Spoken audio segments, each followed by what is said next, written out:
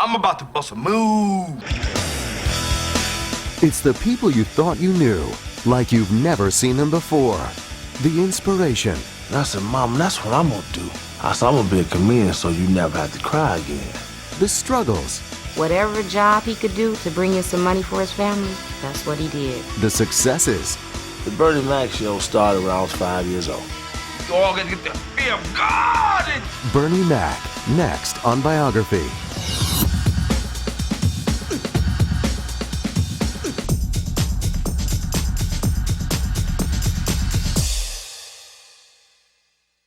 I'm telling you like I tell you. You all fine, but you're crazy. Bernie Mac, the original king of comedy, has been so open about his life and his struggles. Damn. Fans can't help but wonder if it's all just an act. Ain't nothing sacred. Cut the camera off. But the movie and sitcom star has overcome painful and sometimes tragic obstacles that were far from funny. Bernard Jeffrey McCullough was born on the south side of Chicago on October 5th, 1957. His mother, Mary, was a smart, level-headed woman, but she had gotten pregnant after falling for the line of Bernie's father, Jeffrey Harrison, a silver-tongued charmer. He was a smooth, articulate, real nice dresser. I could see why my mother, probably was attractive to him. Bernie's parents never married, and his father was rarely around. But Bernie did have a loving extended family that included aunts and uncles, a brother, and several cousins. We were like brothers and sisters. Everybody knew us as the Mac, the McCulloughs. Bernie and his family lived in a two-bedroom apartment over a storefront church. There was a lot of people in this house. At one point, it might have been 10 people in a two-bedroom apartment. That's a lot of people. The McCulloughs attended services regularly at the church downstairs, where Bernie's grandfather, Thurman, often preached. My grandfather was a deacon of the church. He was go to work, pray. Church was very important because we weren't living in all the best neighborhoods. A lot of things going on. So that was like foundation. When Bernie wasn't in church, his grandmother, Lorraine, kept all the kids in line. Big Mama was a strict disciplinarian, and nothing got by her. My grandmother, she'll let you think you're getting away with something, but you're really not. She would tell us, I'm gonna whip you, I'm gonna get you. We would go all day. And you like, oh, it's bedtime now, no whooping. Soon as you get ready to doze off, here she comes. My grandmother was one of the strongest individuals in my life. Was not a male. She taught me respect. Respect is the most powerful thing in the world, especially when you respect yourself. Respect is bigger than dollars and cents. Bernie grew up poor, but his mother and grandparents made sure he had a rich outlook on life. They always taught us to believe in what we wanted to do. I mean, that sticks with you. Don't let anybody put you down. You can do anything you want to do. In 1964, when he was 6, Bernie found his mother crying in the living room and discovered the power of comedy. I said, Mom, don't cry. I said, Mom, don't cry. And Bill Cosby came on television and started doing his thing. And my mother broke out laughing. And I said, Mom, that's what I'm gonna do. I said, I'm gonna be a comedian so you never have to cry again. Television became a key part of Bernie's childhood. The family sitcoms of the 1960s became a window into an idealized world where fathers and sons got along and laughter solved everything. Bernie's favorite program was The Andy Griffith Show. I tell you why Andy Griffith is my favorite, because he was so secure. I love security. Well, the thing to do when you're feeling sad is to shoot for the good feeling. Do you understand what I mean? I think so. Good. Mikey Mouse! Television also taught Bernie how to be funny. They just don't make men like you anymore. He imitated all the greats. Bill Cosby, Jackie Gleason, Moms Mabley, Flip Wilson, and the star of Sanford and Son, Red Fox. Bernie loved the character of Fred Sanford, and one Sunday, while directing the church's children's choir, the budding comedian gave the congregation a taste of TV's favorite junk man. He just bust into a Fred Sanford, grabbed his heart in his chest, and he was directing, going back and forth, directing the choir. And I looked over at my grandmother. Oh, if we could get a picture of her face. I mean, it was incredible. He got in trouble big time for that, doing Sanford and Son. But it was okay with him, because he's going to do something else. He always said he was going to be an entertainer. Even when he was a kid, he's going to be an entertainer. Bernie was just naturally funny. Just let's get that straight. By the time he entered Chicago Vocational High School, Bernie had made up his mind that comedy would be his ticket to a better life. But his friends weren't so sure. And at that time, you only had Richard Pryor, Red Fox. It wasn't on the level that it's on now. So it was like, what's the big thing about being a comedian? You know, going around telling jokes. Bernie wasn't the first in his family to try show business. His brother, Darryl, had a brief brush with fame as a guitarist for the singing group The Shy Lights. I admired his style. I admired him from the way he kept himself up, but he was just too selfish and arrogant. Darryl ultimately left The Shy Lights, but Bernie is still inspired. Though he didn't think much of Darryl's attitude, 15-year-old Bernie soon began imitating his brother's slick look. He would make sure he combed his hair, make sure his teeth was okay. You know, just start soaking his nails and like joy. Dishwashing liquid, you know. You got a fingernail file, you know, just taking more interest in things like that. Bernie's life was on track. Though he wasn't the best student, he had avoided all the pitfalls that claim many young black men in the inner city. But it was the 1970s, and drugs were everywhere. Bernie wasn't interested, but marijuana was a favorite with some of his peers. He majored in machine shop, and a lot of the guys in machine shop shot dice. They got high and stuff like that, and he would play the role, but he didn't get high. And one guy set him up, and I think they put something in it, and because he really flipped out. Bernie's first time smoking marijuana landed him in the emergency room. I never will forget the look on my mother's face. The doctor said, "Son, you got angel dust all in your system. Your nervous system is shot." I was on medication for 2 years. Bernie had learned the hard way.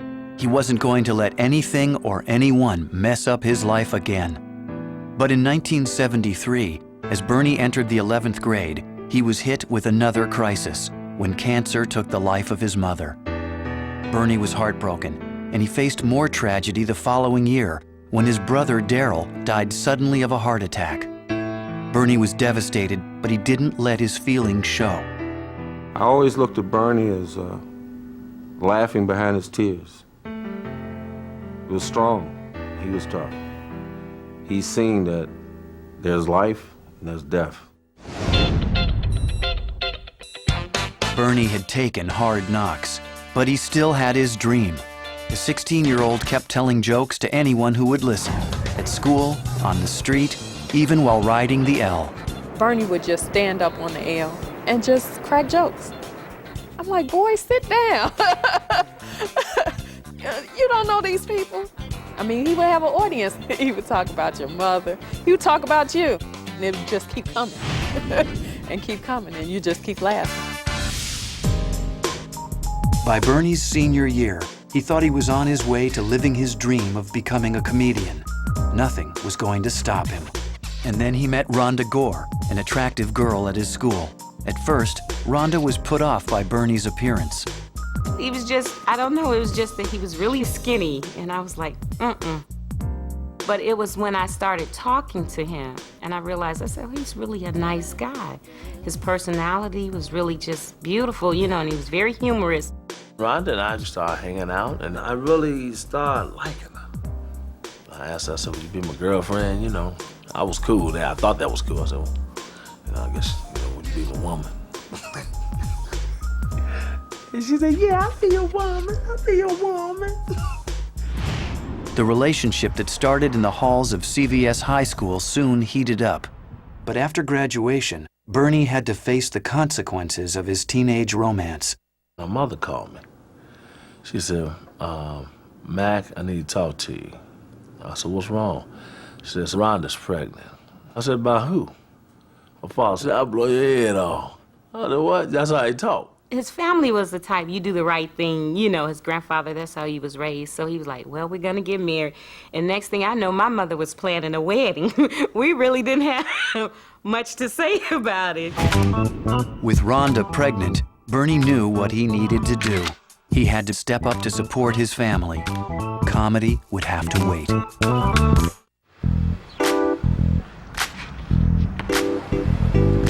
At age 20, Bernie Mac was just a few years out of high school, but he already had a wife and a baby on the way. Bernie set aside his dream of becoming a comic. He took a job as a janitor at General Motors, and he and Rhonda moved into a rundown apartment.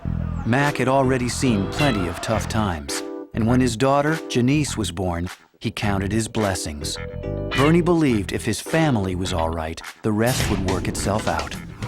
He wanted to be a comedian, but he really wasn't working towards it. He was just working, you know, for the families to make sure we were okay and everything. After 5 long years at General Motors, Bernie was laid off due to company downsizing. He began working a series of odd jobs, including driving a moving truck and managing a fast food restaurant. Bernie also helped kids in the neighborhood as the athletic director of the local community center. Coached a lot of the little boys' teams and things like that. Whatever job he could do to bring in some money for his family, that's what he did. I didn't have steady work, you know, but I never was ashamed about taking work. That's one thing I really looked up to him for, because a lot of men won't do it. They think things are beneath him, but he never did. Bernie also started doing comedy again. Stand-up clubs were becoming hot date spots in the 1980s, and by 1984, Mac was ready to test his jokes at the local venues. There was a club called Zany's, another one called The Funny Firm, Who's on First. So are you all ready for a show? They were predominantly white audiences, and he wasn't received as well in the early 80s because that whole improv brick wall guy with a sport coat and a tie on style was really coming into its own, and he was not that thing. You couldn't curse, you couldn't tell ethnic jokes, you couldn't tell sex jokes. A couple of times he couldn't even get up, you know, he didn't even get on because it was so crowded, so he would just go back the next weekend. I wasn't bitter. I was just determined. I said, I ain't gonna let him beat me, I ain't gonna let him play me. For the next few years, Bernie polished up his act. He learned how to tell a joke in front of a brick wall. But just as his dream was coming true, the 28-year-old was hit with more bad news. Bernie's beloved grandmother, a diabetic, was told that she would have to have part of her leg amputated. They had to cut from like the knee below. And once that happened, he said, Rhonda, Grandma's not gonna live through that. He said, because she was too independent, you know, to have her limb taken away. Bernie was right. Big Mama did not survive the surgery. The shock of her passing was compounded by the death of Bernie's grandfather the following year. At the funeral, Bernie stood up and did what he did best. He paid his respects by making his family and friends laugh. Normally when you go to a funeral and you talk about somebody, it's a sad occasion. And Bernie would go and take that same element and he would give people something to laugh at. I had so much pain and so much sorrow, and I lost so much. My mother, my brother, my grandmother, grandfather. And to be able to laugh through all of that, people used to always say, it ain't funny. Don't be laughing right now. Funerals and stuff, you know, and I would laugh. Bernie had learned how to be a straight comic, but now at age 29, he was ready to be himself. Doing material that came from his soul was a revelation. A lot of Bernie's comedy is cultural. It drew upon his, ethnicity and his, his past. And, you don't necessarily have to be an African American to appreciate Bernie. Like his idols, Red Fox and Richard Pryor, Bernie used the shock value of foul language and off-color stories to give his comedy an edge. When he does it, he's awfully funny, and people don't take it personally. It's not meant to be taken personally. It's just comedy. One of the first clubs that Bernie used to test his new act was the Cotton Club, Chicago's famed jazz venue. Monday was amateur night. It was a predominantly black crowd, and Bernie let loose. I don't care what we do, blacks are serious. We could be playing jacks. We'd be serious in the mall. I'm on my threes, bitch!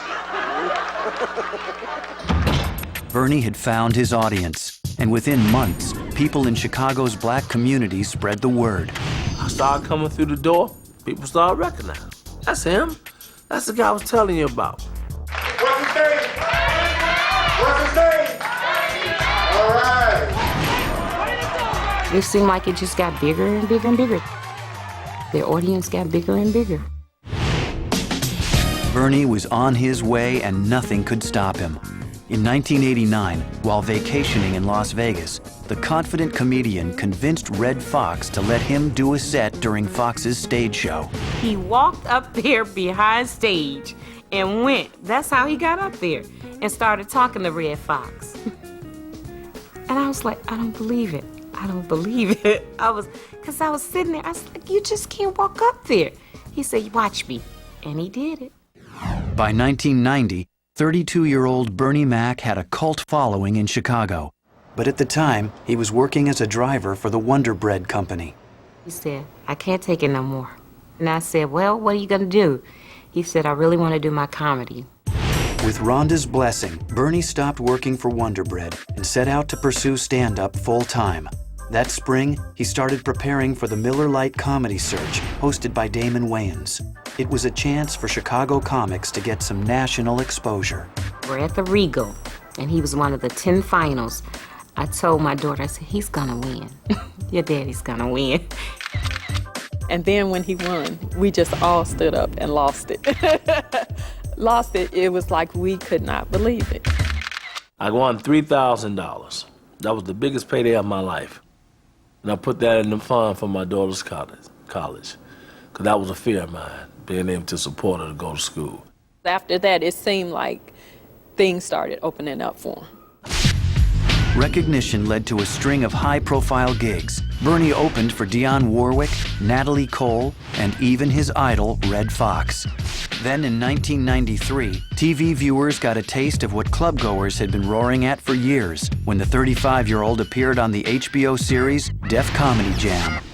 Audiences on the raucous show were known for heckling comedians they didn't like, but Bernie was determined to win them over. The audience was hostile. And I came out and I did my little walk on and everything. I cut it off. And I said, I ain't scared of you, mother. The crowd loved Bernie's in-your-face attitude, and the improvised catchphrase quickly became part of his act. He would use it in approaching his audience to let the audience know, no matter what you do, how you do it, you can heckle, boo, whatever you want. I ain't scared.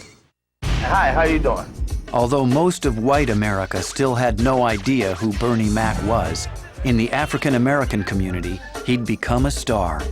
On the Chitlin Circus, as they call it, you know, where it's all black people know you. He was very well received on those circuits. I've never seen it like this. Unbelievable. He's one of the funniest men ever. I'm out here to laugh tonight. I know you have money. But he was trying to get into movies, too, at that time. And he figured that would really bring him to mainstream. Mac's first film was the Damon Wayans comedy Mo Money.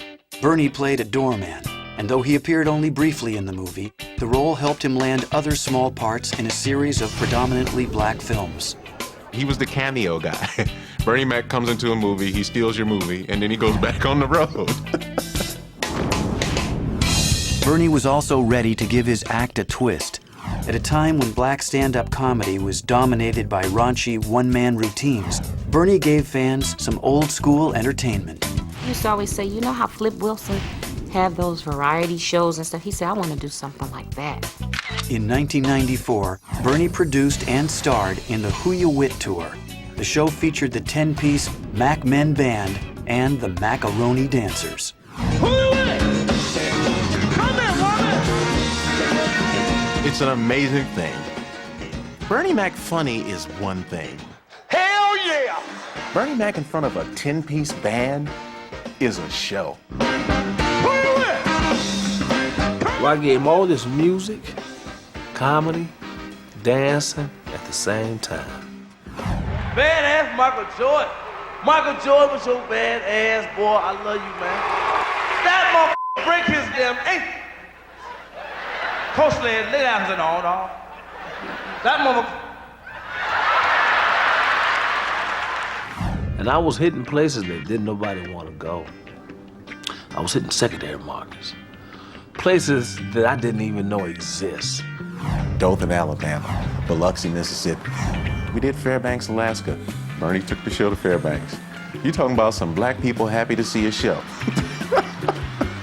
Thank the Lord. Bernie Mac's coming to Fairbanks. Bernie loved performing, but he hated being on the road. He missed his wife and his daughter. We get off, we go back to the hotel. It's 1 o'clock in the morning. What does Bernie do? Calls home. Land at the airport, get to the hotel, been there 15 minutes. Where's Bernie? He's on the phone talking to Rhonda.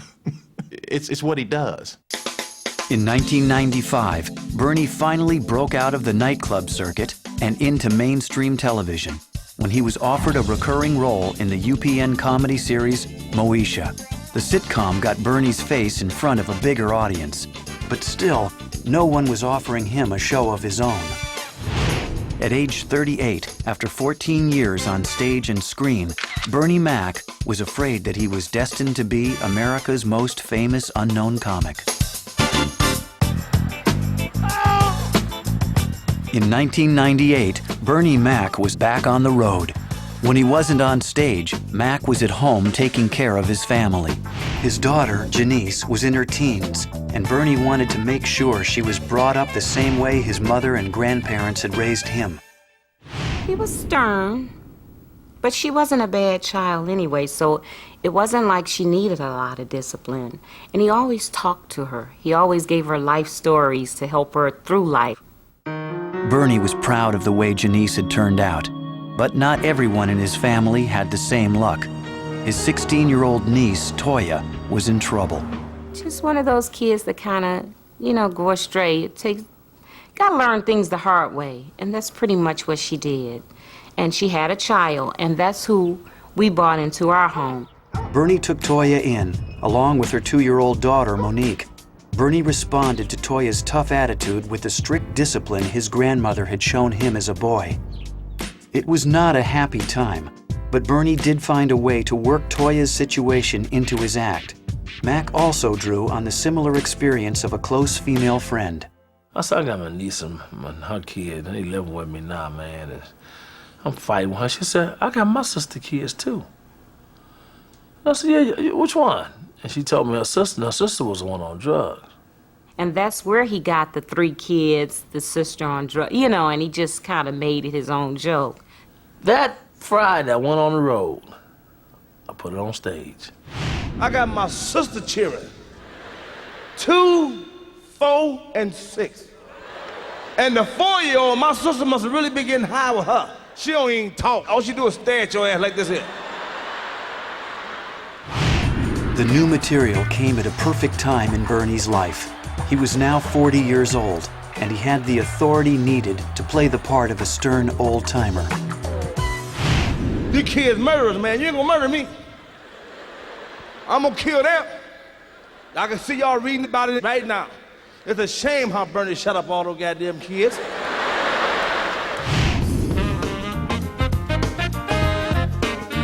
It also coincided with an invitation for Bernie to become a part of a major comedy event. The Kings of Comedy was a nationwide tour that featured the stand-up routines of Guy Torry, Steve Harvey, Cedric the Entertainer, and Bernie Mac. Damn, man, white folks here to see me, that a bitch, hey. Boy, when white folks come see you, know you successful, ain't it? I'm going to see Burn. And it came right on time because I was getting burned out. I was doing 2 hours, 45 minutes a night, 43 weeks out of the year. I got to the point where I got sick of hearing myself. Then this 2-year-old with her no sleeping ass, she don't never want to go to sleep like my sister got high with her, you know what I mean? Like she must have smoked reefer with her and did coke. because she hungry all the time and she wide alert, you know. Bernie was rejuvenated by the less demanding work schedule, and soon the show became bigger than anyone could imagine. Initially, they did 30 dates, sold them all out. And then they went larger, and they went larger. At one point, the Kings of Comedy tour was the most profitable tour on the road in the United States, period. I came in the house the other day at 1 o'clock in the morning. The 6-year-old gonna walk past me like I'm a visitor.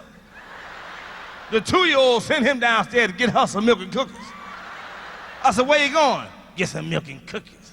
I said, Pip is kind of late. Go on back in the room. He gonna go in the room, 2-year-old say, where the milk and cookies at? He gonna tell her, him downstairs. Like I ain't got no damn name.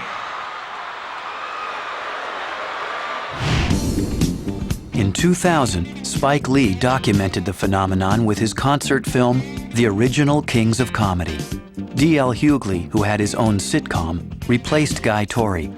Bernie Mac was now suddenly in the center of the spotlight.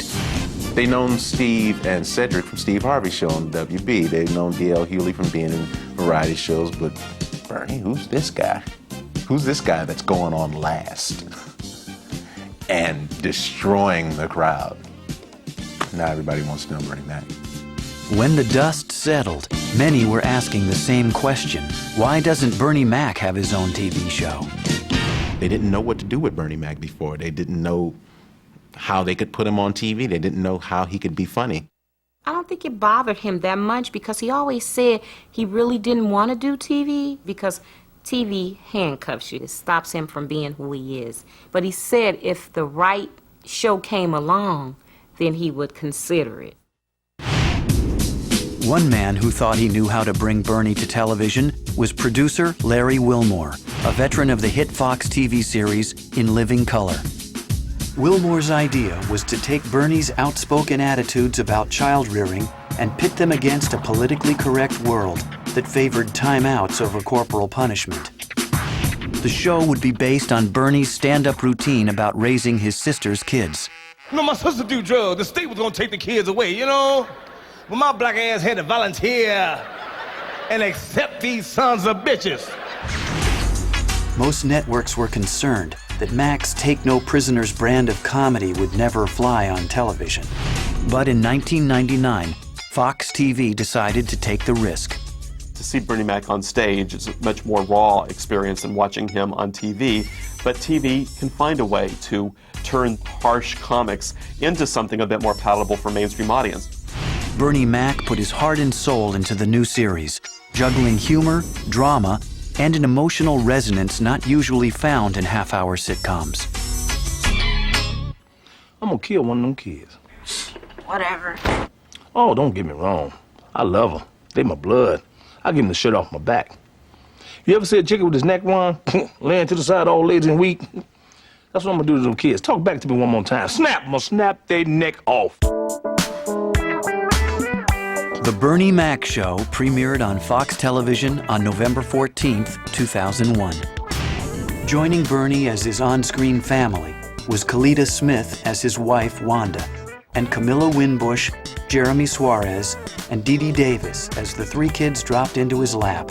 I knew that it would either rise to the top or it would go underneath the radar and it would be a thing that people just didn't get because of the style. It was very innovative. You keep on talking to me with that attitude, little girl. I may not be your daddy, but I'll whoop your ass just like your daddy. And you'll go to jail like you was my daddy, too. Don't come out. I'm gonna bust your head to the white meat. Come on out, Vanessa. That's right, I said I'm gonna bust her head to the white meat show.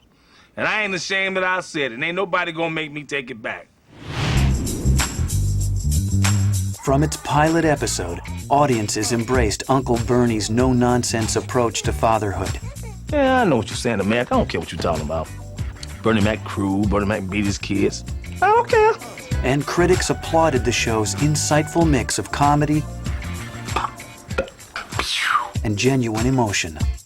The show is very edgy as a family comedy goes, but yet there are life lessons learned. There is hugging that goes on in this show. It isn't without warmth, but it definitely has edge, and Bernie Mac is that edge. When it first started, he was like, they can't water me down. If they water me down, I don't want to do it. He said, I got to be able to, say the things that I want to say and deal with situations the way I want to deal with them. In my house is all my stuff.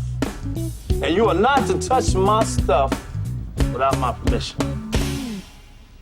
Let me break it down. Don't touch my TV. Don't touch my DVD. Don't touch my dual deck VCR. And most definitely don't touch the remote that works the TV, the DVD, and the dual deck VCR. Any question? Can we touch? No, you can't touch nothing. Matter of fact, don't even look at it. When you walk past it, close your eyes. Bernie also brought style to his sitcom by breaking the fourth wall and speaking directly to his audience. When I say I want to kill those kids, you know what I mean. I don't have to explain. I think the real innovation is having him as Bernie Mac look right at us and tell us what's on his mind. Yeah, my sister's on drugs. That's okay. Some of your family members messed up too. What am I supposed to do?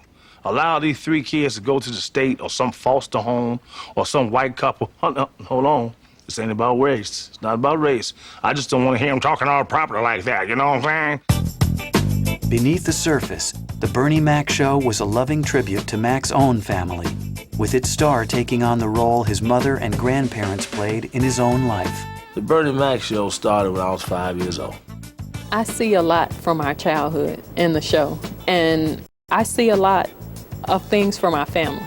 Especially his grandmother, the way he does with the children, because I don't think she took a whole lot of stuff from them, so that's where he gets all that from, the discipline.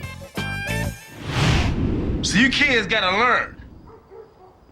You all gotta get the fear of God in you.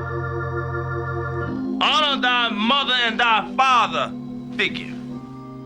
So next Sunday, we're gonna give our day to the Lord. We're going to church.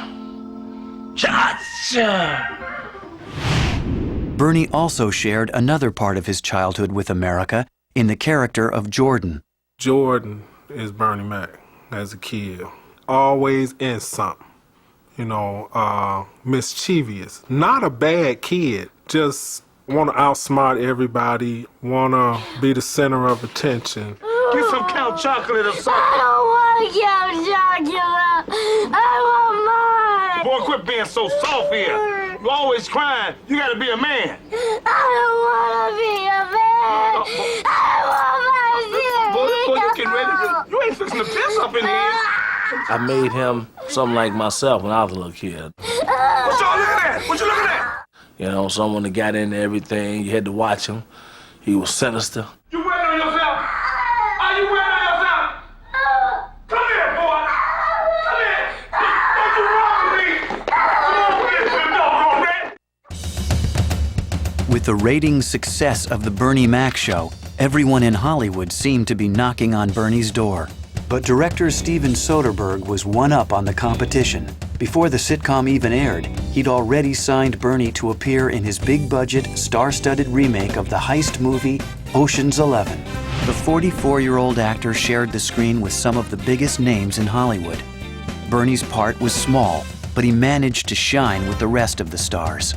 I think everybody was quite surprised at how much notice he got out of having a small role in that film, just because he was just so slick, so good.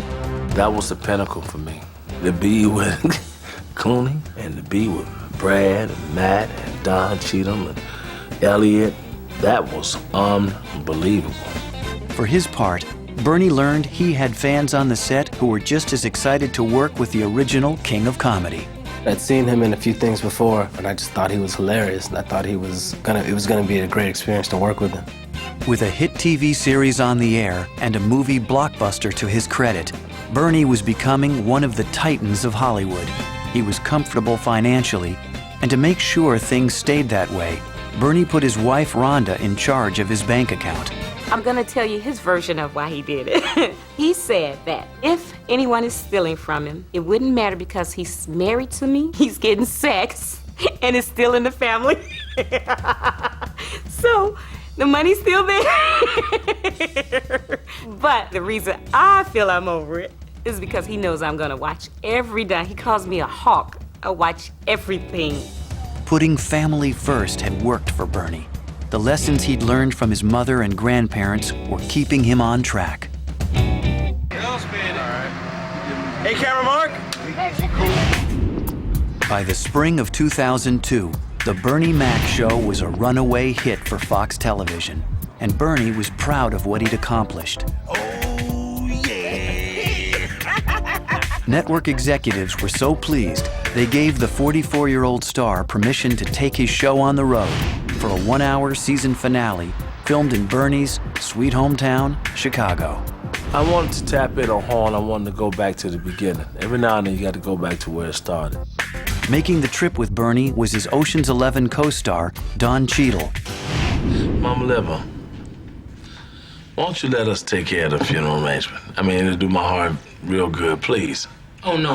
Oh, you're such an angel, but Dee's taking care of everything. That's right. It's gonna be beautiful, Mama. My character had a lot of laugh lines, and some actors wouldn't be comfortable with you coming into their world and doing that. You know, they kind of want you to be there to prop them up. Now, I'm gonna handle everything, right? But I'm still waiting for Daddy's check from the government, man. You know how slow they can be.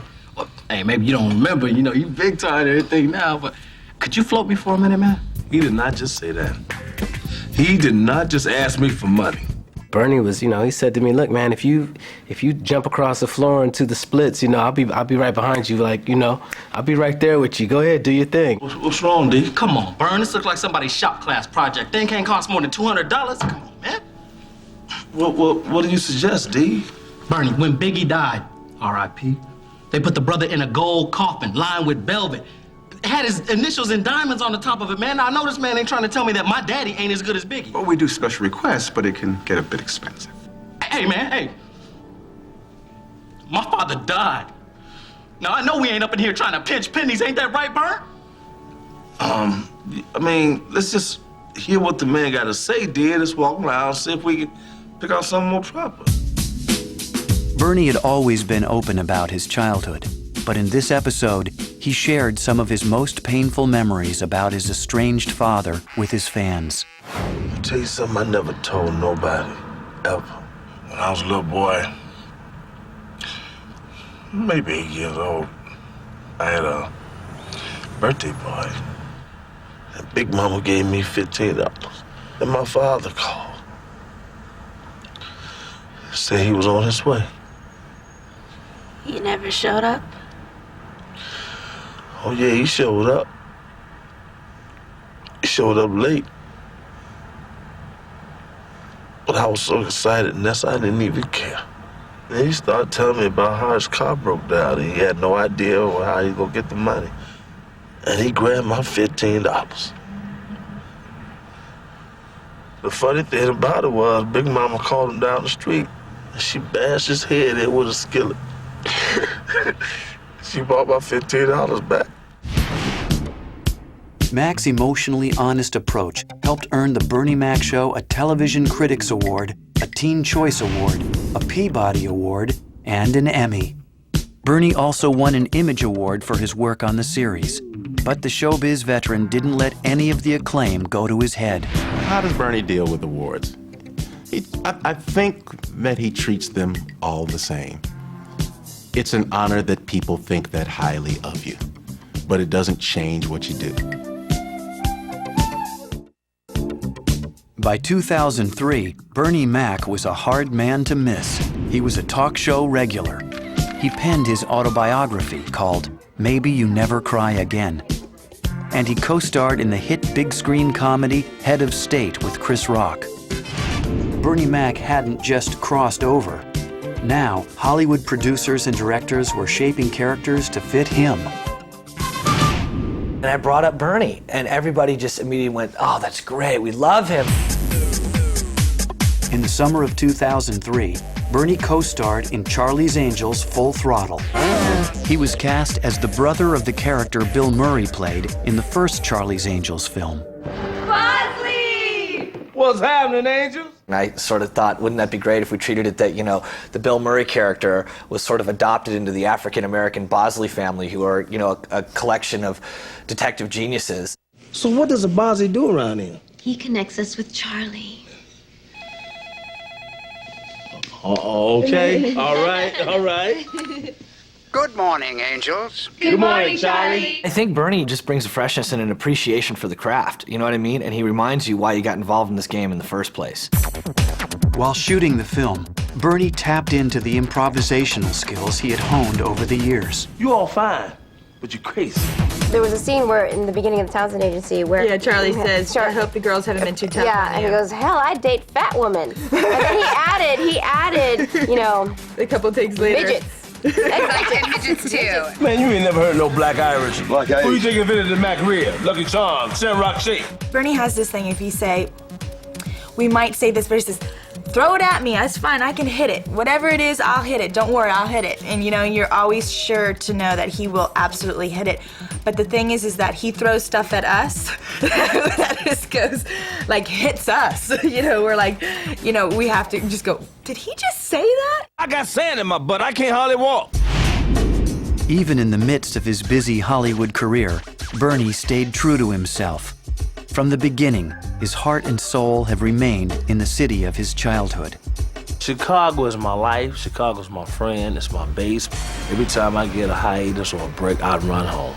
I love the style, I love the people. I don't have any celebrity friends. I don't have any friends who talk business. We signify and drink beer, smoke cigar, play golf, and we talk about everything but this, and I love it. Family and friends are here. It's kind of hard to leave people you love and care about. So we're here. 1, 2, 3, kick it!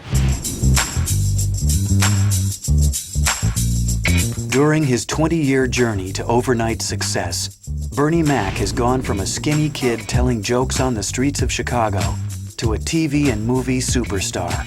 And through it all, he proved there wasn't anything he couldn't do, as long as he remembered the lessons his grandmother taught him as a boy. It's fleeting out here. It's mercurial. You could be happening and then another second you're not happening and then another second you're happening again. So you have to have a strong sense of yourself and know who you are. And I think Bernie absolutely has that. He just wants to make everybody feel a little bit better about being alive for those moments that you spend with them. He's kind, loving, gentle. They don't see all that. They think he's hard from the way he talks, how loud he is, but he's really a kind soul. My family is my life, my friends, they're my life, my daughter, my home. If I didn't have that, I wouldn't be here. See, America, y'all thought I was all wrong and everything. Y'all... I'm sorry, too. Sorry? What did you do? You don't know? Cut the camera off. Cut the camera off.